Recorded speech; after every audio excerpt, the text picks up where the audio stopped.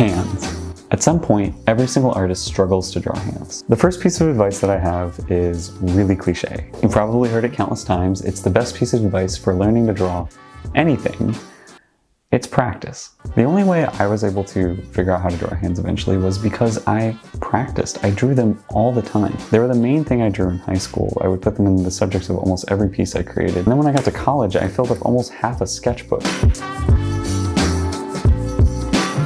It honestly is the best way to get better at drawing them. Just draw them as often as possible from every reference that you have. Drawing hands is a lot like learning to ride a bike. The more you do it, the better your muscle memory gets, and the easier it'll be the next time you do it. The next piece of advice I have is to break the hand down into very basic shapes. This is an important trick for drawing anything. If you break something down, it becomes a lot more approachable. It is so much easier to take little steps towards something instead of attempting a giant leap. Typically, the hand can be broken down into a few shapes. These basic shapes give you a form and guideline to help you draw the rest of the hand. Once you have those shapes drawn out, you can then go in and add the details on top, slowly refining the drawing more and more.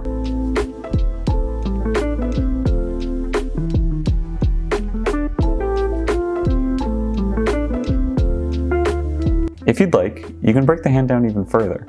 Doing this will give you an even stronger framework to create the rest of the hand. The next piece of advice I have is probably my most important piece of advice and was given to me by an old teacher of mine. I was in a life drawing class and I remember struggling so hard to draw these hands. I had practiced for years to draw hands perfectly. I knew what I was doing, and for some reason, I couldn't draw these hands. They always looked bad, and it was only ever when I was drawing from life. The teacher had noticed this and had actually noticed that a lot of students were struggling with this. I remember him stopping the class in the middle and calling us all over to his easel. And the next thing he showed us was something that I call the grouping method.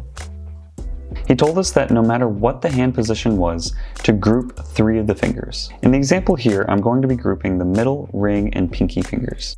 This will then create a much more simplified hand. This method can also be applied by grouping 2 fingers instead of 3. I usually use the 2-finger grouping when I want the hands to look a little bit more complicated. This technique was originally taught to me to help me with life drawing, but I've ended up using it in many different illustrations. It's an incredibly helpful tool. It's also something I've noticed that a lot of artists do. Almost every famous artist throughout history has been doing this.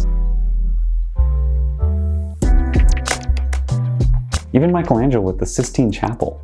You know, the 2 hands that are like doing this. I think it's a trick that helps just make a drawing a little bit more elegant. Oftentimes it's hard to draw all the parts that are in between the fingers and get it accurate. It always looks kind of awkward. It's often way easier to draw this. This is something I still do when I'm drawing characters. I always group their fingers together, no matter what. And it's because it's just so much easier to draw hand positions like this. The last piece of advice I have is don't stress. Hands are hard and it takes time to learn them. But you also don't always need to know how to draw them. I want to show you some art. These are all amazing illustrations, and in all of them you can see examples of one thing: the hands being implied.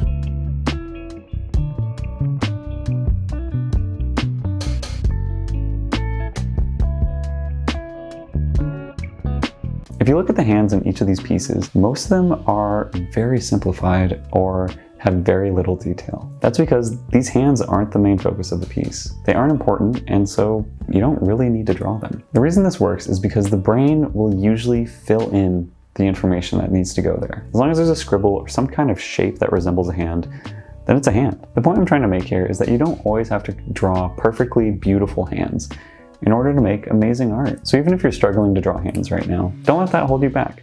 Go make the piece, go make the art. I'm sure it'll be amazing. And that's my advice for drawing hands. To summarize, it's practice, break them down into simple shapes, try the grouping method, and don't stress. If you keep this advice handy, then I'm sure you'll be a master at drawing hands in no time. Thank you so much for watching. Like the video if you like it, subscribe if you want to see more, and I'll hopefully see you next week. Bye.